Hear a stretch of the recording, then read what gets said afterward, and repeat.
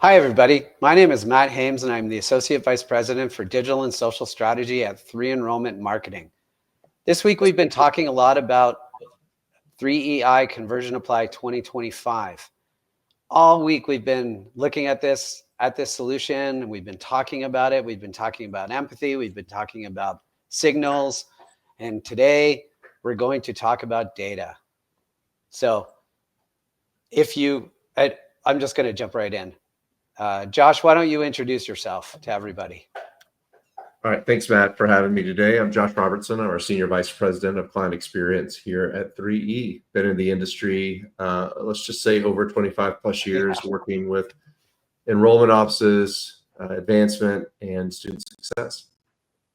Yeah, so before we get started into 3EI Conversion Apply 2025 dashboards, let's take a big picture look at benchmarking and analytics. Why do we focus so much on those at 3E? It's a great question. Yeah, I read a quote the other day, Matt. It said that data tells you where you are, benchmarking tells you where you could be. Oh, I like that. And, you know, the analogy I always think about, I'm a big home chef. An example I would give is if you made risotto at home and you made it 3 times and you finally felt like, wow, I've just made the best risotto ever. Yeah. If you've never had it out anywhere, you don't know that you've made the best ever. Yeah. And I think access to data, comparing against yourself, comparing against the market, you've got to understand all of those things to make the right decisions and focus on the right areas within your enrollment team. Yeah, I mean, I've been somebody who cares about data for almost all of my career. And I think it is so important. And we have so many free and paid tools at 3E. But before we talk about those, the one thing I want to really focus in on is the current cycle. We talk a lot about that here at 3E. Why is current cycle, having real-time data of today, so important in higher ed? It's a great question. Part of it is no one wants to make decisions based on, I'll say, stale data, and still could mean last week. We were having a great conversation with a new client partner earlier today, Matt, and the question came up about, we were talking about dashboards and some of the different reports that we would make available. And one of the first questions that were asked was, what's the recency of that? How latent is the data? And I felt heard when that question was asked, because they don't want to make the wrong decision. And we know during certain times of the year, you could be up one day and you could be really down the next. And so if you don't have BI that's up to date all the time to help you make decisions, you can chase down the wrong strategy, the wrong tactics in a hurry. Yeah, I mean, real-time data is so critical, and so is this benchmarking data. And we have over 100 schools signed up for our free IPEDS tool. So if you're interested in joining the hundreds of institutions who are benchmarking data using IPEDS right now, just go to 3enrollment.com/IPEDS. It's always free. It's never not going to be free. It's just a bunch of the IPEDS data sorted in a way. It's all of the IPEDS data sorted in a way that you can understand it. I've never been a VP of enrollment, Josh, but I'm told by VPs of enrollment that this is a great solution. And like I said, over 100 institutions have already signed up for this free tool.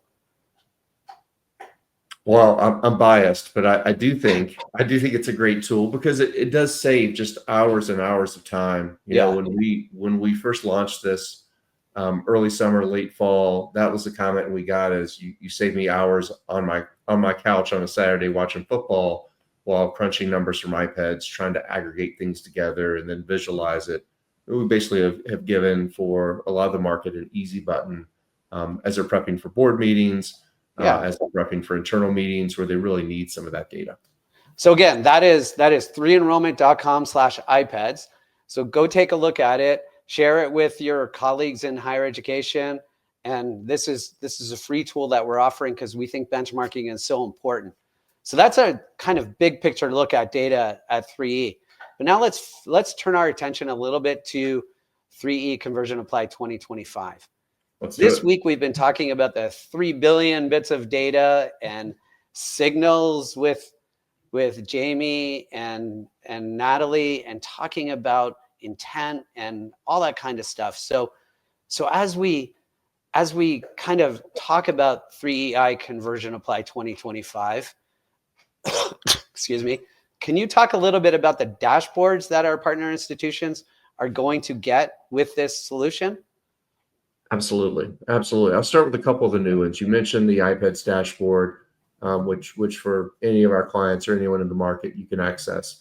But for those clients using 3EI Conversion Apply for 2025, you're going to see new year-over-year dashboards that certainly visualize all of the basic enrollment metrics at different parts of the enrollment cycle. But beyond that, really allow you to take a much deeper dive, looking at things like if you're an institution that's focused on improving net tuition revenue, how are those populations performing within your enrollment cycle? If you're thinking about some of the geographies and how are we doing year over year, maybe you're up overall, but maybe you're losing traction in some markets and you need to double down.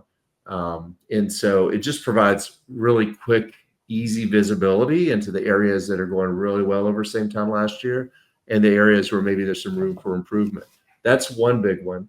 Yeah, I think globally, what for a lot of our returning clients you're going to see is whether it's your engagement dashboards or dashboards on channel performance, a lot more drill down capability, a lot more context, new metrics added in that matter. I'm not a fan of more is more when it comes to dashboards, but how do we make sure that the KPIs that for our client partners, they wake up and think about every day are layered on with contextually how that campaign is operating in the moment. Yeah, so I mean, there's going to be a lot of data. There's going to be a lot of signals. There's going to be a lot of things. There's a lot of benchmarking data. There's a lot of historical data. There is current cycle data. So all of this is going to be updated in one place. So what do you think our partner institutions are going to like the most? Ooh, that's tough, Matt. I think there's a few things. I mean, one, we've made a number of small changes across our dashboards based on feedback we've heard. Again, that's everything from the adding more metrics to adding a lot more ability to drill down to answer that next question. Yeah. That so many times is missing on a dashboard. Now, I think the benchmarking dashboards that we're turning on, I think those are going to be a major win because, again, they add that context beyond how am I doing versus same time last year? Am I pacing toward goal? Great. Am I pacing as high as I should be compared to how my peers are performing? And I think using some of that anonymized data and being able to understand those market trends is going to be something that's very new to a lot of our clients, and it's going to be a game changer. So in my career, I've never met a dashboard that I didn't like. I love data. I love looking at data. What if some of our partner institutions are not as comfortable in data? Can you talk a little bit about how these are designed so that they're not just a vomit of data, but how they're designed?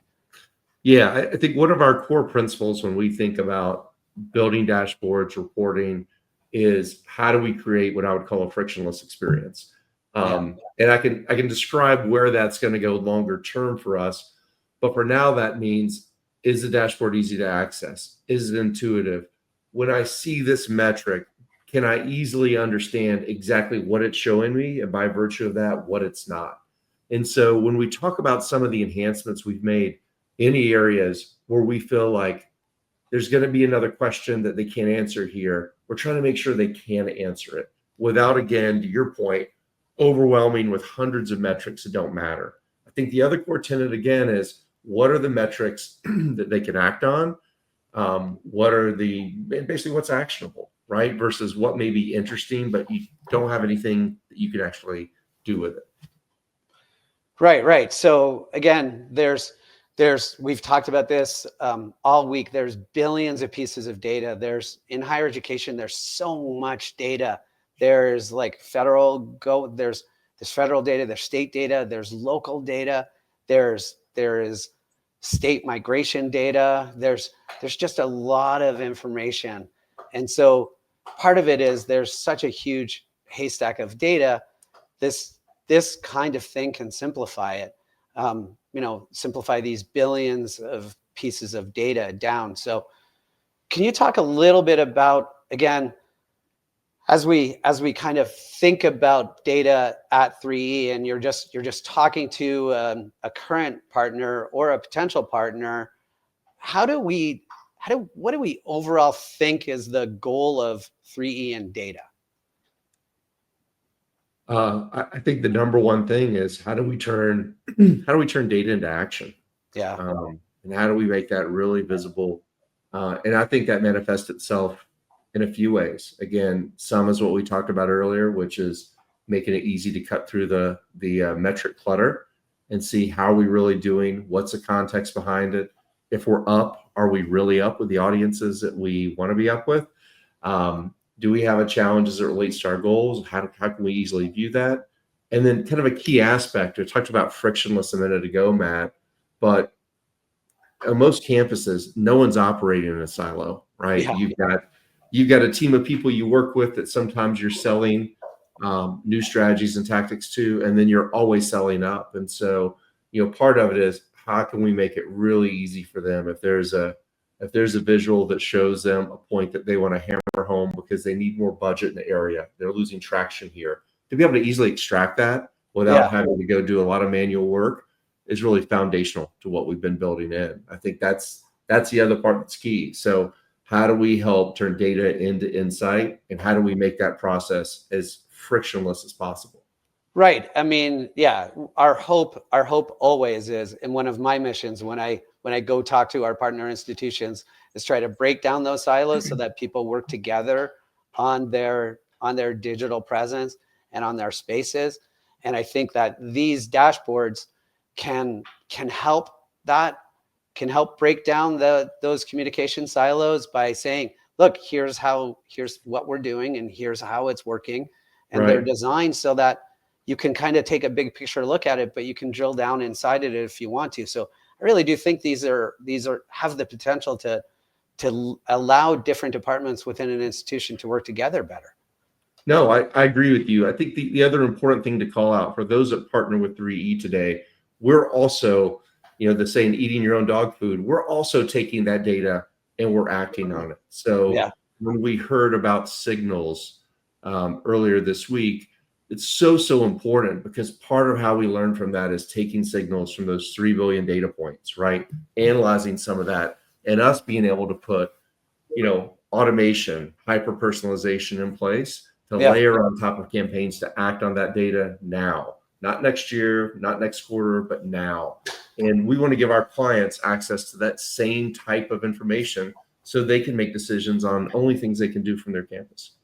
Yeah, so we again, not to just toot our own horn, but from Tuesday when Kristen talked about list purchasing, the data can inform whether or not how successful that was and what adjustments need to be made. And as Jamie talked about empathy and those signals, how it can inform the creative, how it can change based on the student journey.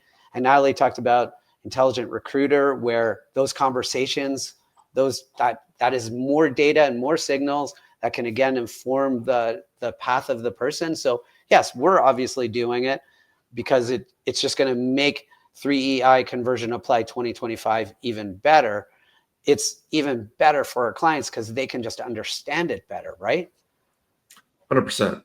I mean, I think the analytics touches all parts of enrollment planning, enrollment strategy, and then honestly campaign execution. It's a continual cycle.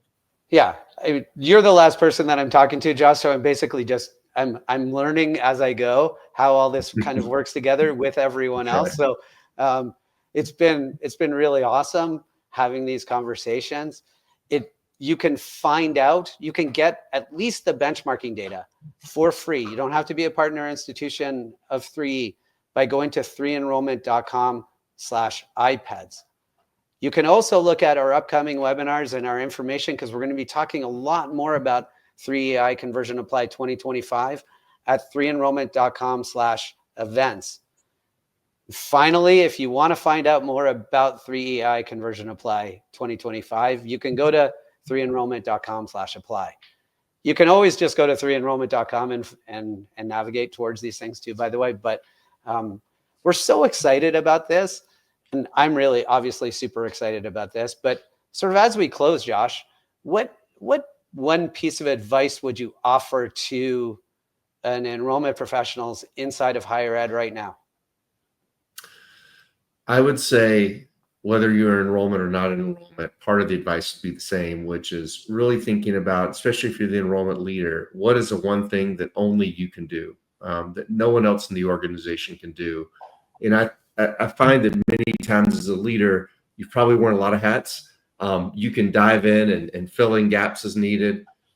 It doesn't mean you always should. And so you have to really think about what is the thing that everyone looks for you to provide direction on. Yeah. And a lot of times that is around the strategy and making sure that, sometimes we don't have the luxury of working goals the right way. We're handed aggressive goals. And so use the data, understand the data, use it to inform the strategy, and really build confidence with your team that, hey, if we're thinking about spinning up a new academic program, we know it's going to be a win. Hey, we have this aggressive goal, but we have a forecast. We've run simulations. We know if we do these 3 or 4 things, again, we can get there. But I think creating confidence by leading from the front, but leading with data, leading with intentionality, and building that confidence and trust, super important. Yeah, we have a lot of partners who are using Forward IQ Forecast, 3E Forward IQ Forecast. We have a lot of partners who are using 3E Forward IQ Academics. It's academic planning that used to take months and now only takes minutes. We have a lot of ways that you can use data to do your planning. We also, in 3EI Conversion Apply 2025, have ways that you can look at real-time data to see how your campaign is going, to see how the signals are impacting the behavior of the people inside of the campaign. So, it's data all the time at 3E, and we don't talk about that very often. So Josh, I'm really glad that you were here to talk about this. So one final thing in closing, what are you the most excited about for 3EI Conversion Apply 2025? Ooh, that is tough. I mean, that is tough. I mean, I think that what we can do today around using data for signals, I think is pretty transformational. Where we're going next, I think is going to be next level. I mean, it's hard not to be really excited about what we're doing with the intelligent recruiter. It's just very different than what others have in the market.